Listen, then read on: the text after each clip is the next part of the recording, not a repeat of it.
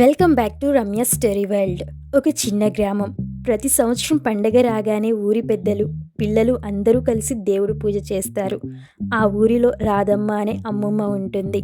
పండుగ రోజు తన మనవడిని దగ్గరికి పిలిచి ఇలా చెబుతుంది: నాయనా, ఈ మట్టి, ఈ దేవుడు, ఈ పండుగలు మనకు గుర్తు చేస్తాయి. ఏం గుర్తు చేస్తాయంటే మన మూలాలు అని.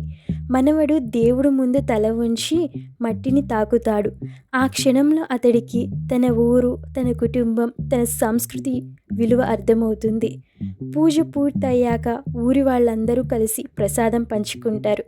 ఎవరు పెద్ద, ఎవరు చిన్న అనే తేడా లేకుండా అందరూ ఒకటే అన్నట్టుగా.